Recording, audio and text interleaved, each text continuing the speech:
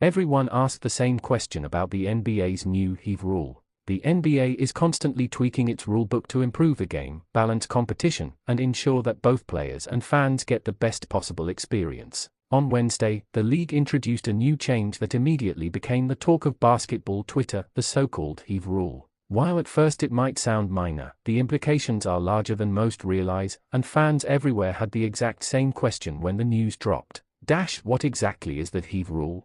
The NBA's Board of Governors voted to implement the new Heave rule, which changes how certain long-distance desperation shots are recorded. Under the new system, shots attempted from at least 36 feet away from the basket within the final 3 seconds of the first, second, or third quarter will not count against a player's individual field goal percentage if they miss. That means when a player tosses up a half-court heave to beat the buzzer at the end of a quarter, the miss won't hurt their shooting stats. However, if the player does make the shot, the basket counts for both the player and the team as normal. From a team perspective, the attempt will still register in the official box score, but for the individual shooter, only made baskets will reflect on their record. Why was this rule needed? For years, NBA fans noticed that players had become increasingly reluctant to take half-court or near half-court shots at the end of quarters. Instead of tossing up a desperate attempt, some players would hold the ball until after the buzzer sounded, ensuring no statistical damage. The logic was simple: misses from 40 feet out are virtually guaranteed,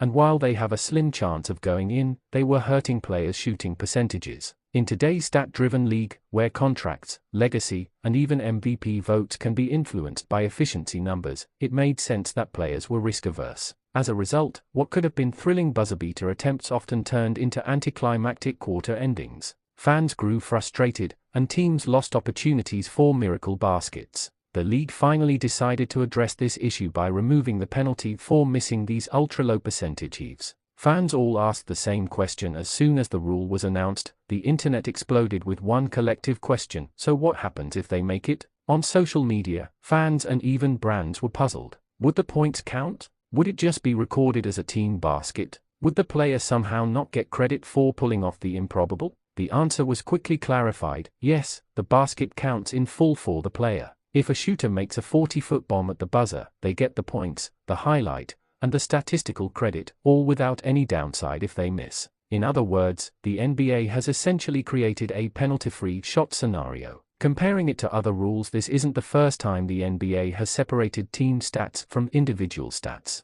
For example, free throws after a foul: if a player is fouled on a shot attempt, the missed field goal does not count against their shooting percentage. However, if the shot goes in despite the foul, the basket counts, and they also get a free throw. Goaltending violations: if a shot is blocked illegally, the points are awarded to the shooter even though the ball never went in. End-of-quarter desperation passes: turnovers from half-court lobs are recorded, but missed Hail Mary passes often don't carry the same scrutiny. The new Heave rule fits neatly into this category of exceptions, moments where the league balances fairness with statistical integrity. How will this change the game? At first glance, this may seem like a minor technicality, but in practice, it could noticeably affect the way players approach end-of-quarter situations. 1. More heaves, more drama. With the fear of statistical damage gone, players will likely feel freer to launch these desperation shots. That means more half-court attempts, more buzzer-beater highlights, and potentially more game-changing baskets.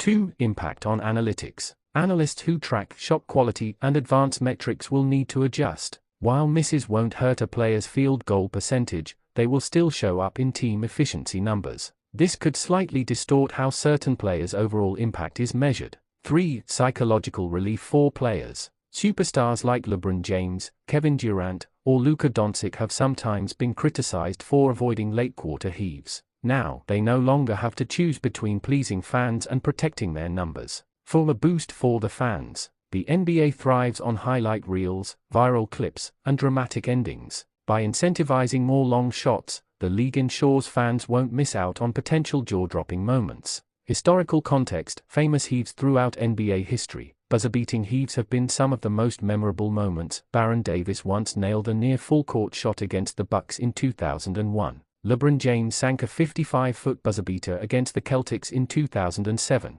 Devon Graham hit a 61-foot game-winner for the Pelicans in 2021, one of the longest makes in league history. Moments like these electrify crowds and live forever in highlight reels. By introducing this rule, the NBA is essentially encouraging players to chase these legendary plays more often. Should makes count if misses don't? Some critics argue that the rule creates a small imbalance. If a miss doesn't hurt, but a make helps, isn't that giving players a statistical freebie? From one perspective, yes, it gives shooters an asymmetrical advantage, but on the other hand, it aligns with how fouled shots are treated, a missed attempt wiped clean, but a made basket rewarded. Ultimately, the league prioritized entertainment and fairness over statistical purity. In a sport where excitement and fan engagement are everything, that trade-off seems worthwhile. Final thoughts: the NBA's new Heave rule might seem like a minor tweak, but it could have a ripple effect on how games end, how players behave, and how fans experience the sport. No longer will stars hesitate to toss up a half-court prayer for fear of denting their efficiency. Instead, fans may witness more end-of-quarter fireworks, and maybe even a few extra miracle shots.